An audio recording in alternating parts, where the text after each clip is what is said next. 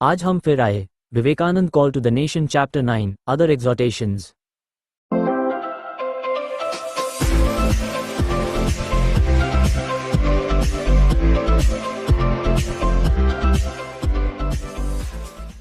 Other exhortations. चिंतित न हो, ये बड़े पेड़ के खिलाफ है कि महान हवा हमला करता है।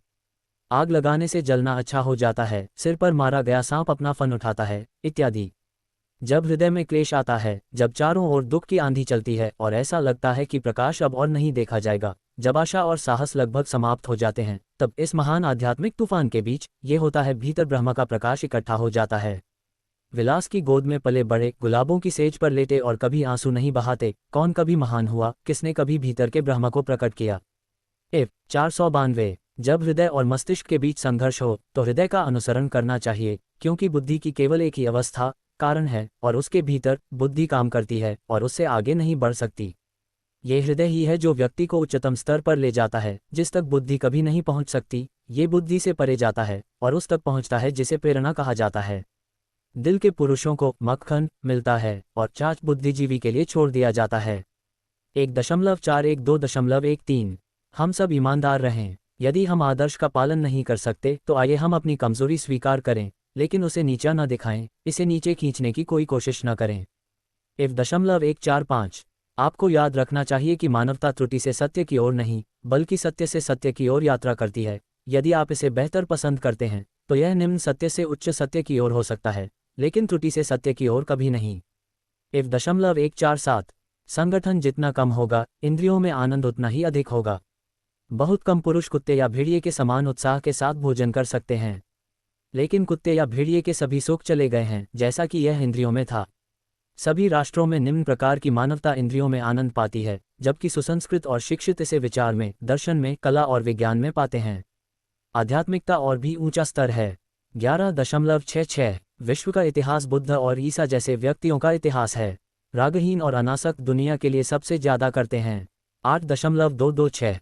प्रत्येक सफल व्यक्ति के पीछे कहीं न कहीं जबरदस्त सत्यनिष्ठा, जबरदस्त ईमानदारी होनी चाहिए और यही जीवन में उसकी सांकेतिक सफलता का कारण है। हो सकता है कि वह पुनर्तः निस्वार्थ न रहा हो, फिर भी वह इसकी ओर प्रवृत्त हो रहा था। यदि वह पुनर्तः निस्वार्थ होता तो उसकी सफलता बुद्ध या ईसा मसीह जितनी ही बड़ी होती। निस्वार्थता की डिग्री हर जगह सफलता की डिग्री को चिन्हित करती है। V 240। सत्य, पवित्रता और निस्वार्थता जहां कहीं भी ये मौजूद हैं, सूर्य के नीचे या ऊपर उसके स्वामी को कुचलने की कोई शक्ति नहीं है। इनसे सुसज्जित होकर एक व्यक्ति पूरे ब्रह्मांड का विरोध करने में सक्षम है। 1.279। जारी रखें। अगर आपको लगता है कि आपने कुछ ऐसा किया है जो सही नहीं है तो पीछे मुड़कर न देखें। अब क्या आप मानते हैं कि आप वही हो सकते हैं जो आप आज हैं? क्या आपने पहले ये गलतियां नहीं की थीं? अपनी गलतियों को आशीर्वाद दें, फिर अनजाने फरिश्ते रहे हैं। धन्य है यातना, धन्य है खुशी, परवाह नहीं है कि आपका क्या बहुत कुछ है। आदर्श को पकड़, मार्च चालू। V 253। दूसरों का भला करना पुण्य धर्म है, दूसरों को घायल करना पाप है। शक्ति और पौरुष पुण्य है, कमजोरी और कायरता पाप हैं। स्वतंत्रता पुण्य है, निर्भरता पाप है। दूसरों से प्रेम करना पुण्य है, दूसरों से नफरत करना पाप है। ईश्वर और स्वयं में विश्वास ही पुण्य है, संदेह पाप है। एकता का ज्ञान ही पुण्य है, विविधता देखना पाप है। V 419। आधुनिक समय में यदि कोई व्यक्ति मूसा या बुद्ध या ईसा मसीह को उद्धृत करता है तो उसका मजाक उड़ाया जाता है, लेकिन उसे हक्सले, टाइंडल या डार्विन का नाम देने दें और इसे बिना नमक के निगल लिया जाए। हक्सले ने कहा है, ये बहुतों के लिए पर्याप्त है। हम वास्तव में अंधविश्वासों से मुक्त हैं। वह एक धार्मिक अंधविश्वास था और यह एक वैज्ञानिक अंधविश्वास है। केवल उस अंधविश्वास में और उसके माध्यम से आध्यात्मिकता के जीवनदायी विचार आए। इस आधुनिक अंधविश्वास में और उसके माध्यम से वासना और लालच आते हैं। वह अंधविश्वास ईश्वर की पूजा थी और यह अंधविश्वास गंदे धन, प्रसिद्धि या शक्ति की पूजा है। वही अंतर है। 2.74। सच्ची समानता पृथ्वी पर कभी नहीं रही और न ही कभी हो सकती है। हम सब यहाँ कैसे बराबर हो सकते हैं? इस असंभव प्रकार की समानता का तात्पर्य पूर्ण मृत्यु से है। क्या बनाता है आदमी और आदमी में अंतर? ये काफी हद तक मस्तिष्क में अंतर है। आजकल कोई भी नहीं बल्कि एक पागल कहेगा कि हम सभी एक ही मस्तिष्क शक्ति के साथ पैदा हुए हैं। 1.113-14। जीवन में मेरी पूरी महत्वाकांक्षा एक ऐसी मशीनरी स्थापित करने की है जो हर किसी के दरवाजे पर महान विचार लाएगी और फिर पुरुषों और महिलाओं को अपना भाग्य खुद तय करने देगी। उन्हें बताएं कि हमारे पूर्वजों के साथ साथ अन्य राष्ट्रों ने जीवन के सबसे महत्वपूर्ण प्रश्नों पर क्या सोचा है। उन्हें विशेष रूप से देखने दें कि दूसरे अब क्या कर रहे हैं और फिर निर्णय लें। हमें रसायनों को एक साथ रखना है, क्रिस्टलीकरण प्रकृति द्वारा उसके नियमों के अनुसार किया जाएगा। कड़ी मेहनत करो, स्थिर रहो। आदर्श वाक्य को अपने सामने रखें, जनता का उत्थान उनके धर्म को चोट पहुंचाए बिना। V29 लोग आपकी प्रशंसा करें या आपको दोष दें, भाग्य को आप पर मुस्कुराने दें या भौहें सिकोड़ने दें, आज या युग के बाद आपके शरीर को गिरने दें, देखें कि आप सत्य के मार्ग से विचलित न हों। शांति के स्वर्ग तक पहुंचने से पहले किसी को कितने तूफानों और लहरों का सामना करना पड़ता है। मनुष्य जितना बड़ा हो गया है, उसे उतनी ही भयंकर कठिन परीक्षा से गुजरना पड़ा है। 7.126 यह मेरा दृढ़ विश्वास है कि इस दुनिया में कोई भी महान कार्य कम चालाकी से पूरा नहीं होता है। 7.125 यह मैंने जीवन में देखा है, जो अपने बारे में अत्यधिक सतर्क है वह हर कदम पर खतरों में पड़ता है। जो सम्मान और सम्मान खोने से डरता है उसे केवल अपमान मिलता है। जो हमेशा नुकसान से डरता है वह हमेशा हारता है।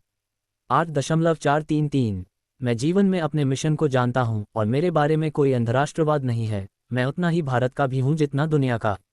क्या आपके कहने का मतलब यह है कि मैं उन जातिग्रस्त, अंधविश्वासी, निर्दयी, पाखंडी, नास्तिक कायरों में से एक को जीने और मरने के लिए पैदा हुआ हूं जो आपको केवल शिक्षित हिंदुओं में मिलते हैं?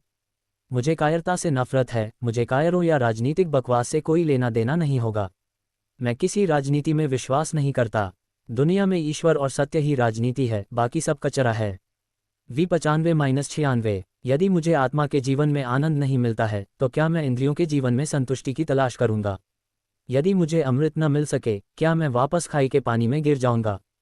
V417 तू शुद्ध है, जागो और उठो, हे पराक्रमी, ये नींद तुम नहीं बनती। जागो और उठो, ये तुम्हें शोभा नहीं देता।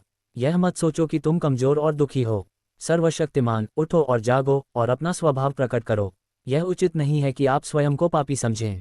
यह उचित नहीं है कि आप खुद को कमजोर समझें। इसे दुनिया से कहो, इसे अपने आप से कहो और देखो कि व्यवहारिक परिणाम क्या आता है। देखो कि बिजली की चमक से सब कुछ कैसे प्रकट होता है, सब कुछ कैसे बदल जाता है। ये बात मानव जाति को बताओ और उन्हें उनकी शक्ति दिखाओ। 1.304 मेरी आशा और विश्वास आप जैसे पुरुषों में है। मेरे शब्दों को उनकी सच्ची भावना से समझें और उनके प्रकाश में काम करने के लिए खुद को लागू करें। मैंने तुम्हें काफ़ी सलाह दी है, अब कम से कम कुछ तो व्यवहार में लाओ। दुनिया को देखने दो कि तुम्हारा मुझे सुनना सफल रहा है। 7.175